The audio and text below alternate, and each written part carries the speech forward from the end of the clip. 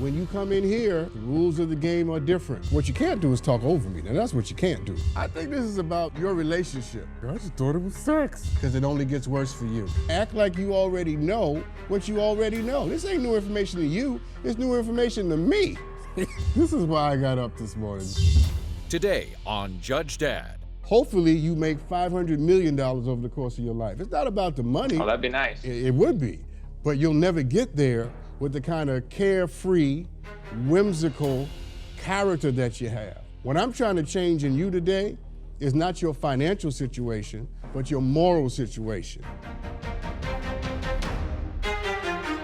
Court is in session. Dr. Sean McMillan presiding. Good day, everybody. Plaintiff JENNIE RITZ is suing defendant Charlie Ritz in the amount of $500 for cost of her insurance deductible. Miss Jenny, since you're the plaintiff, we'll start with you. Tell me what's going on. Yes, well, Judge, I loaned my car to my brother, as I have before. This was a Friday night. He needed it and didn't specify why, but I didn't see the need to inquire, seeing as he's used it for errands before. I was staying in for the night. I didn't need to see my boyfriend. So I let him have it, and when I saw the car in the driveway the next morning, there was a giant dent on the hood. It looks like a moon crater almost. And that was shocking to me. And when I asked Charlie why there was this dent, he said that he went to a party and some people got drunk and decided to jump on my car. Now, this is also during COVID, as you know, so being at a party is extremely irresponsible, and also I'm sure they were drinking, so there's that irresponsibility factor as well. But when I got the car to get repairs done, the bill came back to be about $2,000. But with my insurance, it covered about $1,500, so there was a $500 deductible. And I believe that Charlie needs to pay that because he is responsible for this experience that has happened to my car. And he does not want to pay it. So here we are. So he has refused to pay the $500 for the deductible. Is that right? Yes, sir. Are there any photos of the car? Can I see the car? Yes, we do have photos of the car. Okay, those are them right there. Okay, so this is your car. These are that's a big dent in the hood of the car. Yes, that's why I keep referring to it as a crater. It just looks like a dip on the moon. It's huge. No, that's why I wanted to see that, because it leads me to some even more interesting questions. So when he brought the car back, did he hazard to mention that there was a moon crater on the hood of the car? No, I had no idea until I saw it in the driveway. So that was shocking. He never said anything to you like, hey, sis, this happened to... So was he under the... I'm about to ask him, Charlie, prepare yourselves for this question. Not yet, though. What did he think? That you weren't going to notice there was a dent on the hood of the car? Yeah, exactly. I mean, I think that just adds to the irresponsibility of the entire situation, just not even owning to something that is extremely visible. And now I have to deal with regularly, even driving my car to get the repair. I just felt so ashamed because it looks like this was my doing, but it was not at all. You did give him permission to drive the car, right? I did, yes. He doesn't have his own car, and I have loaned it to him before for errands or just casual things, so this has never been a problem. So it's your practice to let him borrow the car. He didn't steal it. It's your practice. He's borrowed the car before. Yes or no? Yeah, that's right. Yeah. Okay. Mr. No problem. I got it. Mr. Charlie. Yes. Listen, man. How about me and you talk? What you think about that? Yeah, I'd like to talk, Judge. Yes, let's me and you have a little conversation. And let's start with this. So we're gonna get to how the moon crater got in the hood of the car. Not yet, because we're gonna come to that. I wanna start with the logic that you created in the morning when you got back and the car was there and the crater was in the car, in the hood of the car, what logic led you not to go immediately to your sister and say, hey, this is what happened? I mean, I knew she'd see it eventually, and it's not like the conversation wasn't going to happen eventually, so I didn't think it was a big issue to talk about right away. That's probably because it's not your car. You're probably right about that, Judge. Let's go back to the beginning, because I started in the middle. Your sister told you you could drive her car, yes or no? Yes, she did tell me she could drive her car. She loaned it to me. Yes, she told you that you could drive her car. Got it. All right. That's right. And where did you go in the car? I went to a party with some friends. It did get a little rowdy. I'm not going to lie, Judge. It got pretty rowdy, and the hood of the car got jumped on. It wasn't me, though. It wasn't my fault. I did not personally jump on the car. I would think less of you, if even less of you, I should say, if you had told me that you were the one who had jumped on the hood of the car. So I'm glad to hear them off to a good start. Yeah. So I acknowledge that I agree with you. It probably wasn't you. But did you see the hood getting jumped on? That's just me asking. I did see the hood being jumped on, but I was completely out of control of the situation. I could not stop it. What was the situation? Because now I'm thoroughly interested. Of course, yeah. You go to a party, and there was definitely some drinking involved. There were people drinking. I wasn't personally, but you know how the boys be sometimes. And it got out of control. Some people got really drunk, and like I was saying, the hood of the car got jumped on. I tried to stop it. I really did, but just out of my control. It's out of your control. Well, you know, look, things happen. I understand that. Charlie, what you just experienced there is called shade. She just threw a lot of shade at you. I felt that shade.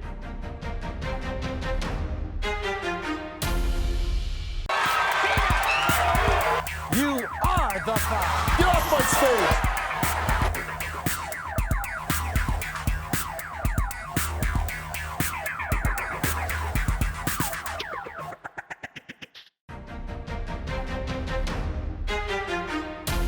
Now that we've gotten the circumstances, we agree on what happened, we agree on when it happened.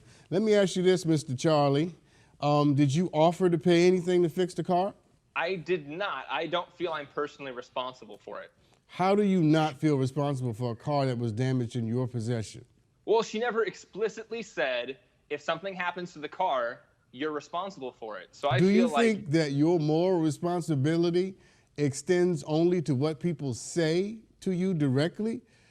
Don't you have enough character and wherewithal to think that maybe, since the car was damaged in your possession, that independent and in the absence of her saying anything to you, you should, on the good nature that is yours, extend some semblance of redress for what you allowed to happen?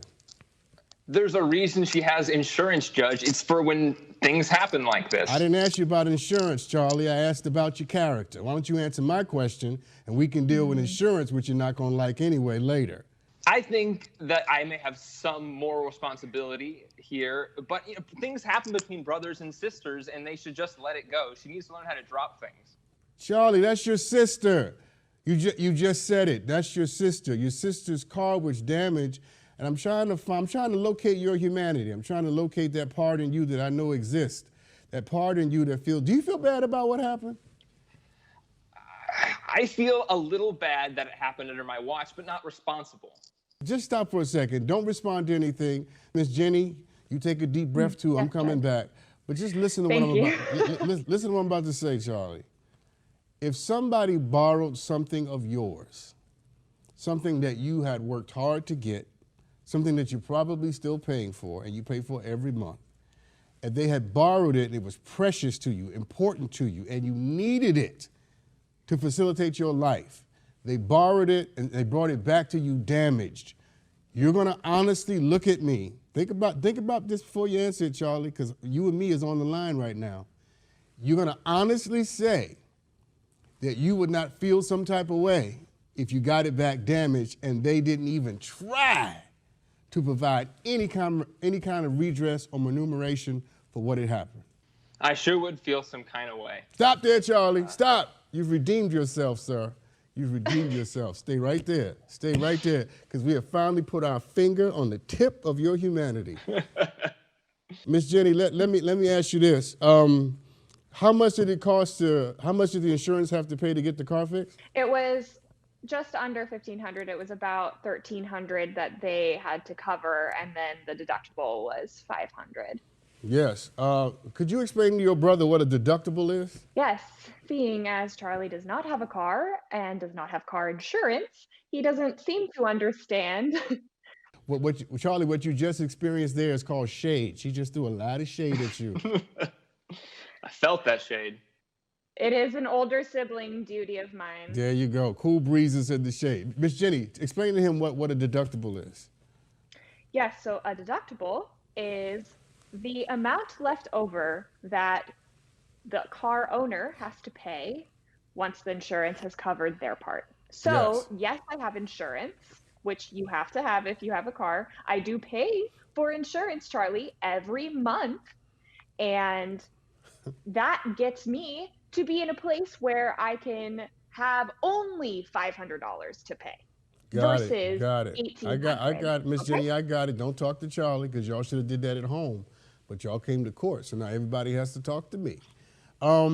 Charlie, are you working, sir? You have a job?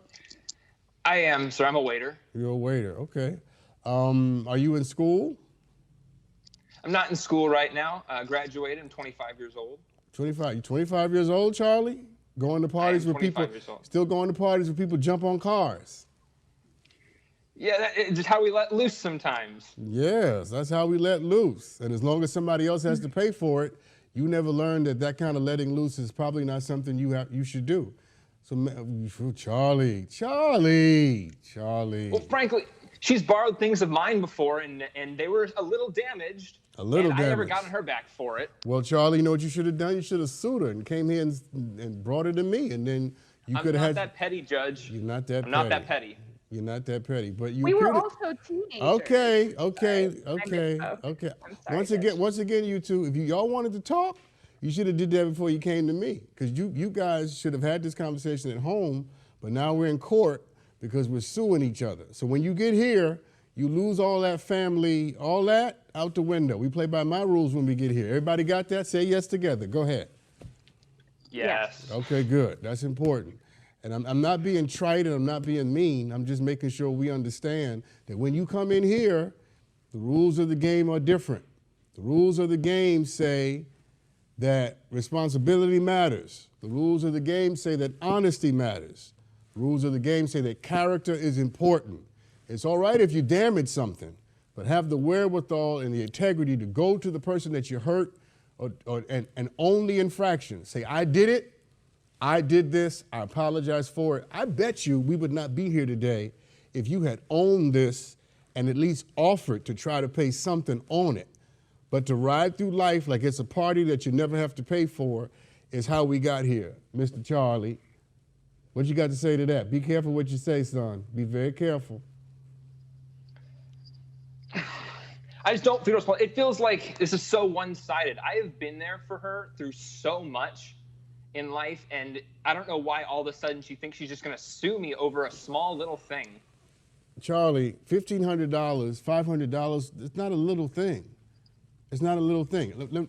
For example, do you have the $500 to pay her? I have that much to pay her, but I don't think I should. And I'm a waiter. She's an accountant. She has so much more money than me. Exactly. So $500 stops being a little thing. It's not a little thing. $1,500 is not a little thing. And it's not about the money, Charlie. That's what I'm trying to get you to understand. The money is indifferent. Over the course of your life, son, you're going to make way more than $500. Hopefully, you make $500 million over the course of your life. It's not about the money. Oh, that'd be nice. It would be. But you'll never get there with the kind of carefree, whimsical character that you have. What I'm trying to change in you today is not your financial situation, but your moral situation. I want you to be a different kind of man. I want you to be able to make a mistake, own the mistake that you made, and say to somebody, I don't have the money, but what else can I do? That's all you had to do. Maybe I can't pay, sis, but what else can I do? I own what's happened. See, what pisses people off is when things like this happen and you act like you ain't done nothing. It's the attitude that got you in trouble, not the actual event. Do you understand what I'm saying to you? I understand what you're saying. Jenny, You know, I've kind of not addressed you a lot today, but I'm gonna take just a minute to address you. And so put your seatbelt on and square up your shoulders, because this is gonna get a little heavy.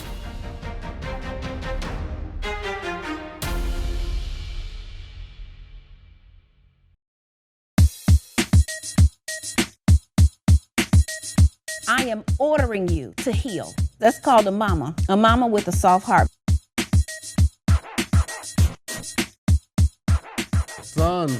Son. I'm gonna talk to you as a dad for a second.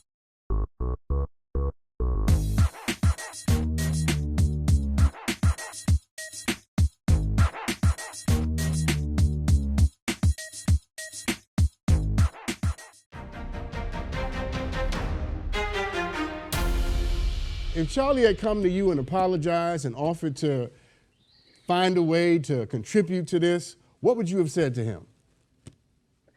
To be honest, that posture would have completely changed things for me. I know that Charlie doesn't have a spare $500, and I think that, you know, we would have worked something out where I would have been paying most of this $500. But, you know, if his posture was, I'm so sorry, I cannot believe this happened, this will never happen again, I don't have the money right now, but we can do installments or whatever, you know, something like that, that would have completely changed my approach to this situation.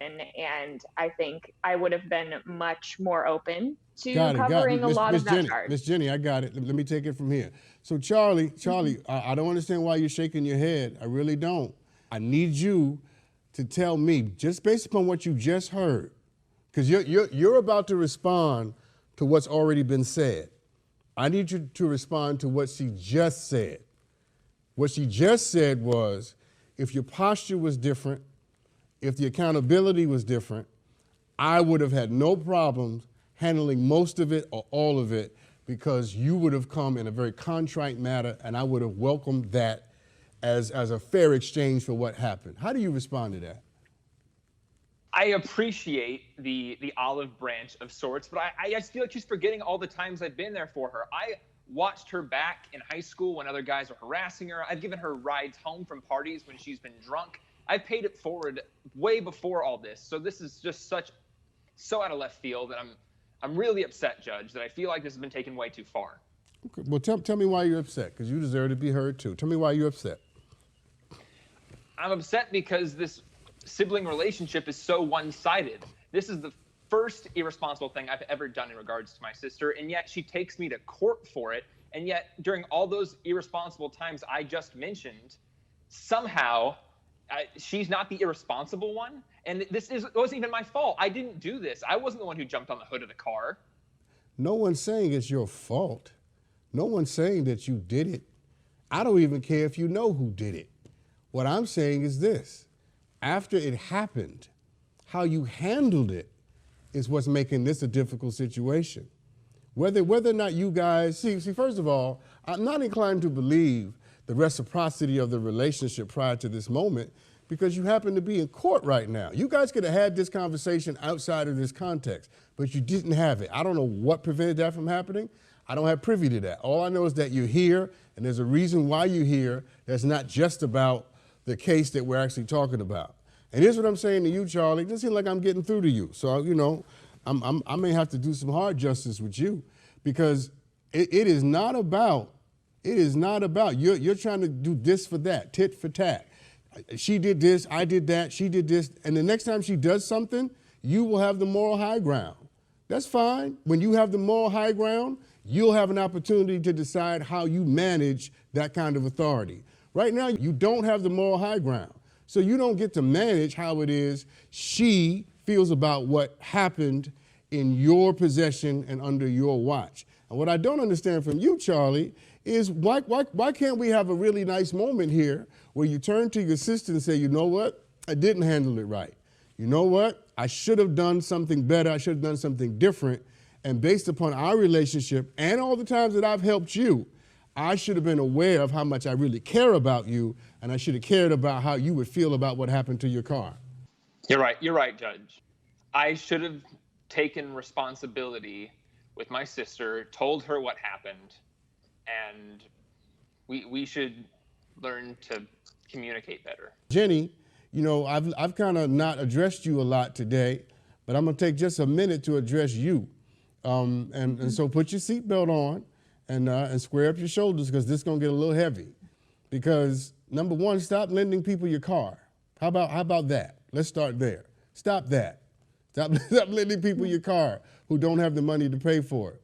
I have a friend of mine said to me the other day, every time he lets somebody borrow his car, he tells them up front, there is a $500 deductible. If anything happens to this car, you are going to pay for it. If you're gonna lend somebody your car, how about you have that conversation with them? You understand what I'm saying? I think that's a great idea. Absolutely. I think especially after this situation. No, Miss Jennie, it's not an idea. It's a moral imperative. It's something that you have to do. Because if you're going to continue to let people have things that are valuable to you, then you have to explain to them the extent of that value and the consequences that come along with violating it. You should have never lent your brother your car. I know it's just hard because he's my brother. And so that's always been this underlying thing where I've tried to set a very good example for him our entire lives. And, you know, I've worked my way up a ladder and he can't keep a job and lives with our parents. And there's just things. Miss Jennie, what I need to hear you say is not tell me how bad he is and what he's not doing. What I need to hear, because we're not talking about him now. No. We're talking about you. What I need to hear you say is, you're right, Your Honor. I should have been more careful with what's valuable to me. I should have had more restrictions. I should have known where he was going. I should have asked where he was going. I should have made sure that he understood the consequences associated with hurting something that was valuable to me. Don't talk to me about him. I need you to own what you did in this. Can you do that? Yes, absolutely. I completely see what you're saying, and I own the fact that I didn't ask him where he was going, and I didn't ensure that I knew the circumstances, and I didn't explain up front that if there were any damages, that the payment would come out of his pocket, and I will do so from now on. Listen, Miss Jennie, you're asking for $500 to pay for this deductible, and from everything I've heard today, I think Charlie he needs to pay for it. I think he needs to get his little soul together, adjust that attitude, accept some accountability, be the good stand-up man that I think he can be, and I'm gonna push him along that way by taking $500 out of his pocket and putting it in yours, because sir, you should have come to your sister. So Charlie, here's how it's gonna go: pay your sister the $500 deductible, do it immediately. That's my judgment. That's what I get for protecting her. Wait a minute, what'd you say, Charlie? Repeat that, sir. You heard what he said. What are your thoughts about this? I'm shocked. I'm in shock. I'm trying not to burst into tears at the moment.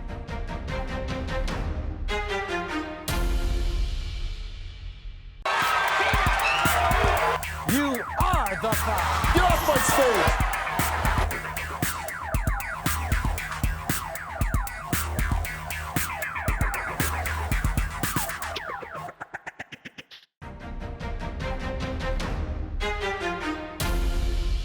Repeat that, sir. That's what I get for protecting her. I'm not following. No, normally when I decide a case, I kick you out.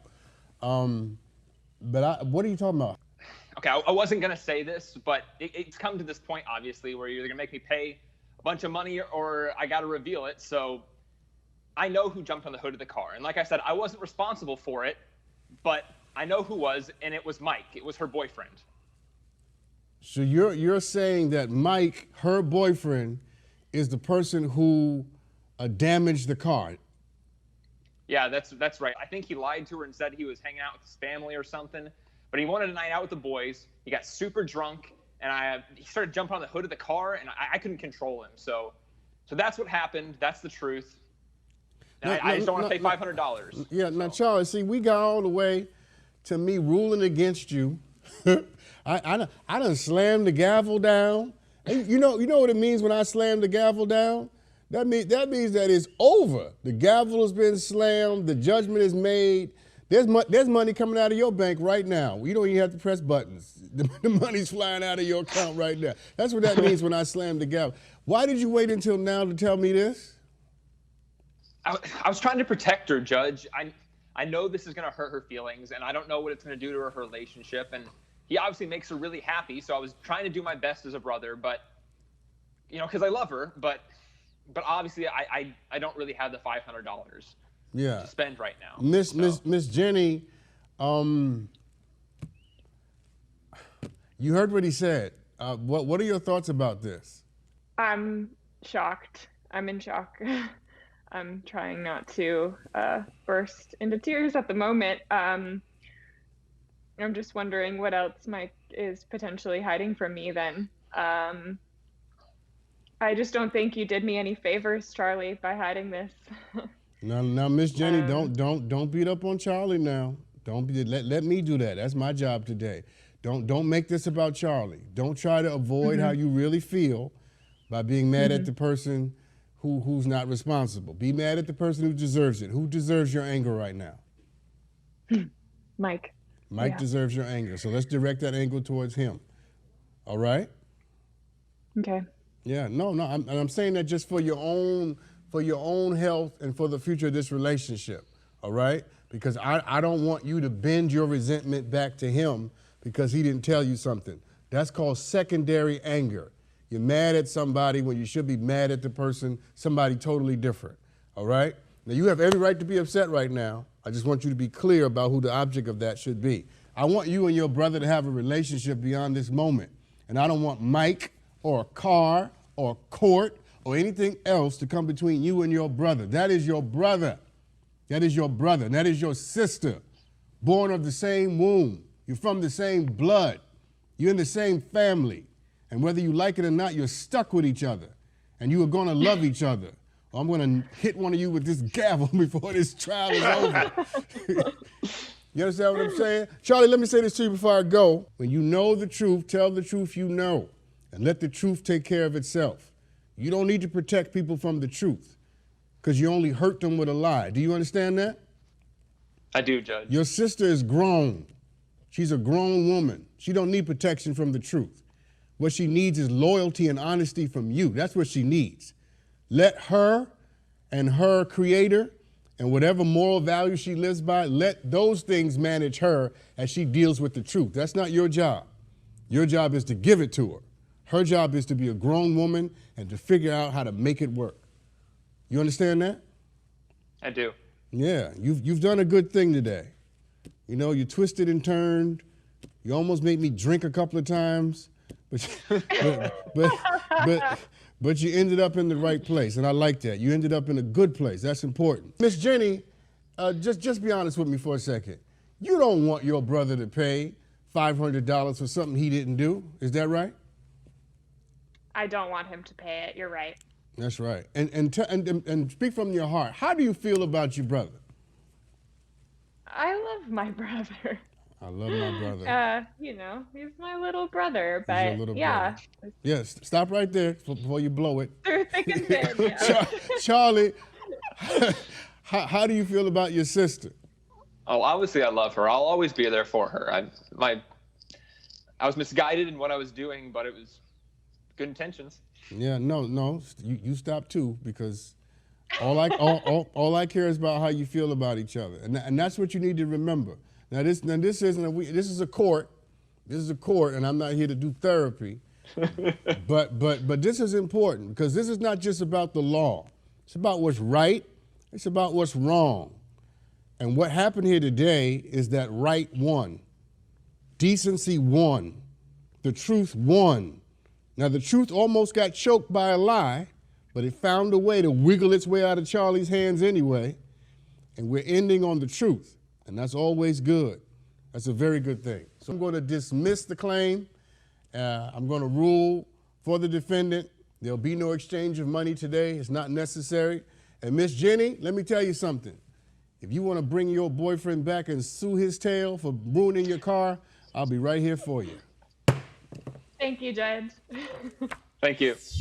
Mike and I actually broke up, and I'm smiling about it. I know that seems insane, but This revealed a lot of things that were hidden, a lot of problems that we weren't dealing with, and I'm so much happier now. It's kind of crazy how the judge fixed our broken sibling relationship. We went into that courtroom basically at each other's throats, and for years it had been that way, but yet when we came out, our relationship was better than it had been since we were kids.